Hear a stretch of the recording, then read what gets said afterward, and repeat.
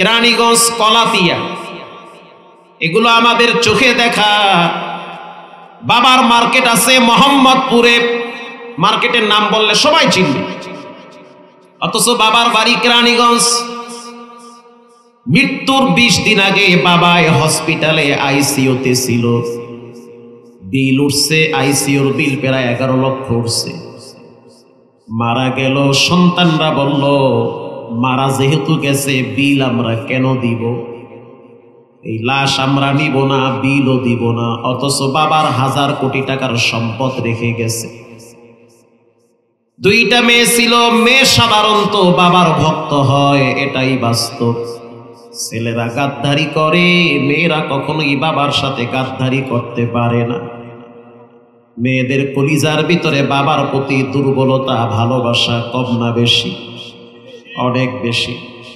ভাই যদি অনেক সম্পদের মালিক হয় বোনকে ভুলে যায়, কিন্তু খবর নিয়ে দেখবেন বোন যদি অনেক টাকার মালিক হয় গরিব ভাইয়ের খোঁজ খবর নেয় ভাইয়ের। এবার ওই বোনেরা তাদের গলার চেন বিক্রি করে, হাতের রুলি বিক্রি করে, হসপিটালের বিল পরিশোধ করে বাবার লাশ নিয়ে গেল। এলাকার মানুষ সবাই বলতেছে বাবাই কি জন্ম দিয়ে গেল, সম্পদের পাহাড় রেখে গেছে, সন্তানগুলারে মানুষ বানাইতে পারে না। সম্পদের পিছনে না দৌড়াইয়া ছেলে মেয়েদেরকে মানুষ বানান। আবার কিছু মা বাবা ছেলে মেয়েদেরকে মানুষ বানায়, শিক্ষিত শয়তান বানায়। শিক্ষিত হয় বাট মনুষ্যত্ব নাই, মা বাবারে বুড়ো বয়সে বৃদ্ধাশ্রমে রেখে আসে।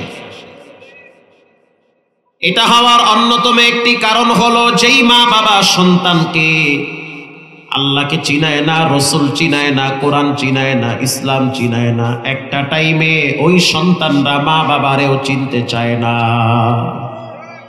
আপনি কইলেও ঠিক না কইলেও ঠিক, এটি ঠিক কথা। সকালবেলা ছেলে যদি কোচিং এ না যায় বাবার মাথা গরম হয়। আমরা 7 ভাই বোন, আলহামদুলিল্লাহ। তা আমি তো আমার বাপরে দেখছি চিকন কঞ্চি নিয়ে মসজিদের বারান্দায় বয়া থাকতো। একদিন ফজরে দেরি করে গেলে কোনো কথা নাই, পাছার কাপড় টান কইরা বিসমিল্লাহ ছাড়া 3টা মারতো। আর আমনে মাইয়া বলা নিয়ে কুতুর কুতুর করেন আর গেমস খেলেন ঘরে বইয়ে। আর শেষ বয়সে কবেন তাবিজ দেন, মোরাও ইট পইরা রাখছি, ইট জুলাই দেবো গলায়। আল্লাহু আকবার বলেন। ছেলে মেয়েদেরকে দিনদার বানান, কোরআন চিনান, ইসলাম চিনান, ডাক্তার, ডক্টর, প্রফেসর অনেক কিছু বানায়েন, কিন্তু প্রাথমিক শিক্ষাটা কোরআন দিয়ে তা না হলে একসময় পছলান লাগবে, ধরা খেতে হবে। হযরত ওমর রাদিয়াল্লাহু তাআলা আনহু দরবারে একটা মামলা গেছে। আপনাদের কি ঘুম আসছে নাকি? আমি কি একটু পরীক্ষা করব? কে কে ঘুমাইছেন 2 হাত তুলে আল্লাহকে দেখান। একজন ঘুমাইছেন। আপনারা তো সজাগ আছেন তো? থাকেন সজাগ। এই সমাজের মা বাবারা ছেলে মেয়েদেরকে কোচিং আর প্রাইভেটের জন্য যেই পরিমাণ শাসন করে, এর অর্ধেক শাসন নামাজের জন্য করে না। করে? আপনারটা আপনারা জিজ্ঞান, আপনি কদ্দুর করেন? প্রাইভেটে না গেলে মাথা গরম হয়, কি লেগে গেল না? স্ত্রীকে প্রেসার দেয়, কেন গেল না? কার জন্য পয়সা কামায়? পরীক্ষায় ভালো নাম্বার না পাইলে মা বাবা দুইজনেরই মেজাজ গরম হয়। উপযুক্ত ছেলে মেয়ে পাশের রুমে ঘুমায়, বাপ দেখেও না থাকার ভান ধরে, নামাজের কথা বলে না, আল্লাহর কথা বলে না, ইসলাম চিনায় না। তো এই মা বাবা যদি এক সময় ছেলে মেয়ের হাতে নির্যাতনের শিকার হয়, এটা মা বাবার হাতের কামাই। এটা আল্লাহরে দোষ দিয়ে লাভ নাই, কপালের দোষ না, এটা আপনার হাতের কামাই। আপনার কপাল ভালো ছিল, নিজের কপাল নিজে কুড়াল মারছে। কপাল ভালো আপনার। হযরত ওমর রাদিয়াল্লাহু তাআলা আনহু দরবারে এক মুরব্বি গেছে মামলা নিয়ে, আমিরুল মুমিনিন, আমার সন্তান প্রাপ্ত বয়স্ক বড় হয়েছে, টাকা পয়সা কামাই করে, আমার খোঁজ খবর নেয় না। হযরত ওমর রাদিয়াল্লাহু তাআলা আনহুর মেজাজ তো গরম মেজাজ, কথার আগে তরবারি চলে। খাদেম আসলামকে ডেকে বলল, তুমি এই মুরব্বির সন্তানকে ধরে নিয়ে আসো। এবার এই যুবককে হযরত ওমরের কাঠগড়ায় যখন দাঁড় করানো হয়, হযরত ওমর রাদিয়াল্লাহু তাআলা আনহু প্রশ্ন করলো, যুবক, এই মুরব্বি তোমার কি হয়? আমার আব্বা হয়। তুমি তোমার বাবার খোঁজ খবর নেও না, টাকা পয়সা দেও না, বাবার খেদমত করো না, বাবার সাথে সৎ ব্যবহার করো না, কারণটা কি?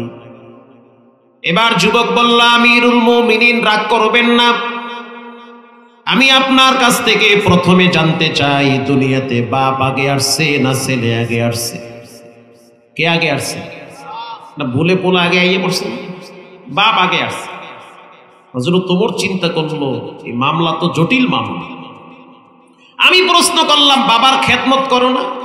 সে উল্টা আমাকে প্রশ্ন করলো, দুনিয়াতে আব্বা আগে আইছে না মুই আগে আইছি? হযরত ওমর রাদিয়াল্লাহু তাআলা আনহু বলল, পৃথিবীর প্রথম বাবার নাম হলো আদম আলাইহিস সালাম। এই ধারাবাহিকতায় তাহলে পৃথিবীতে দুনিয়াতে বাপ আগে আসছে, ছেলে পরে আসছে। এবার আপনি বলেন, দায়িত্ব আব্বার আগে না আমার আগে? হযরত ওমরকে প্রশ্ন করতেছে, দায়িত্ব কি আব্বার আগে না আমার আগে? আপনারা মনে করেন কি দায়িত্ব বাবার আগে না ছেলের আগে? বাবার আগে। রব্বানা ইন্না আতা'না সাদাতানা ওয়া কুবারা'না ফাআদাল্লুনা আস-সাবিলা। আল্লাহ, আমার কোনো দোষ নাই, আমার আব্বা আম্মার দোষ। বাবায় কামাইছে, আমি খাইছি, মোসে মাসে ঘুরছি, বাপ বিড়ি খাইছে, বাপের সামনে গাঞ্জা খাইছি, আমার দোষ না, বাবারে বাটাম ফাটা দেন। কথা কর না কেন?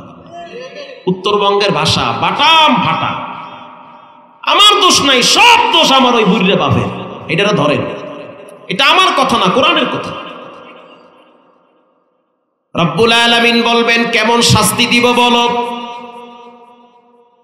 এবার সন্তান বলবে, রব্বানা আতিহিম দিফাইনি মিনাল আযাবি ওয়ালআনহুম লা'নান কাবীরা। আল্লাহ, আব্বা আম্মার ডাবল আযাব দেন, আব্বা আম্মার বুকে লাথি মেরে আমরা জাহান্নামে যাব। ধরেন আব্বা আম্মার। যারা মা বাবা আছেন সাবধান, আল্লাহর আদালতে কিন্তু ধরা খাওয়া লাগবে ছেলে মেয়ের জন্য। হাদিসে আসছে, আলা কুল্লুকুম রাঈন ওয়া কুল্লুকুম মাসউলুন আন রাইয়াতিহি। প্রত্যেকটা মানুষ দায়িত্বশীল, তার অধীনস্থ সম্পর্কে তাকে প্রশ্ন করবে আল্লাহ। হে যুবক, তোমার টাকায় তোমার বউ চলে, তোমার টাকা নিয়ে বউ একা একা মার্কেটে যায়, যত পুরুষ তোমার বউরে দেখা মজা মারে, সব পাপের শাস্তি তোমার আমলনামায় জমা হয়। আর তুমি মসজিদে আইয়া শুক্রবার দিন মিষ্টি নিয়ে মারামারি করো, জুমার দিন মিষ্টি না পাইলে মাথা করো না। স্ত্রী কিয়ামতের ময়দানে ডাইরেক্ট স্বামীর দিকে দেখায় দিবে, আমার দোষ নাই, আমার স্বামীর দোষ। স্বামীর টাকায় আমি চলছি, স্বামীর টাকায় ঘুরছি, স্বামীর টাকায় খাইছি, আমার দোষ কি? আমি তো তার অধীনে। আল্লাহ কবে এইটারে লাগবে আগে। বোন বলবে, আল্লাহ আমার দোষ নাই, দোষ আমার ভাইয়ের। বাপ মারা গেছে, দায়িত্ব ভাইয়ের ঘাড়ে। আল্লাহর রাসূল বলেন, কুল্লুকুম রাঈন ওয়া কুল্লুকুম মাসউলুন আন রাইয়াতি। প্রত্যেকটা মানুষ দায়িত্বশীল, তার অধীনস্থ সম্পর্কে তাকে আল্লাহ ডাকবে, প্রশ্ন করবে। সেই দিন বিচার হবে, আল্লাহর আদালতে হিসাব দেওয়ার জন্য তৈরি হয়ে যান। ওই মরবেন, হাসরের ময়দানে দাঁড়াবেন দূরের কথা, দুনিয়ার বিচার দুনিয়ায় আগে হয়। দুনিয়াতে দেখবেন একটা টাইমে কাঁদবেন, কিচ্ছু বলতে পারবেন না। আমি তো জুমা পড়াই 12 কুতুবের আড্ডাখানায় মতিঝিলে। আমার জুমায় মুসল্লি হয় 11 থেকে 12,000 শুক্রবার যাইয়েন এক জুমায়।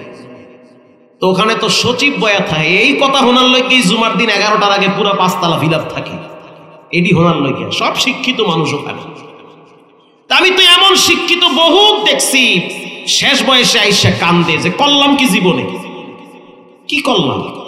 ছেলে মেয়েদেরকে শিক্ষা দিলাম, দেশের শিক্ষা, বাহিরের শিক্ষা, এত ডিগ্রি আইনা দিছি, ছেলে মেয়েরা এখন চিনতে চায় না। তারা বলে হয় মসজিদে থাকো, না হয় বৃদ্ধাশ্রমে যাও। করলাম কি? দারোয়ানের পোলা দারোয়ানের কথা হনে, দারোয়ানের পোলা দারোয়ান রে সালাম দেয়, দারোয়ান রে সম্মান করে, আর বাড়ির মালিকের পোলা বাড়িওয়ালারে সম্মান করে না। এই পয়সা দিয়ে হইবি কি, এই বাড়ি দিয়ে হইবি কি, গলায় দড়ি দিয়া পানিতে ঝুললে থাকেন। দারোয়ান গরিব মানুষ, ছেলে দারোয়ানরা এসে সালাম দেয়, আব্বা কি অবস্থা, কষ্ট হইতেছে আপনার? আর বাড়িওয়ালার পোলা বাড়িওয়ালারে কয়, বাবা বাবা খাবো, টাকা দাও। কথা কি বুঝতেছেন? এই তো চলতেছে, উপরে ফিটফাট ভিতরে সদরঘাট।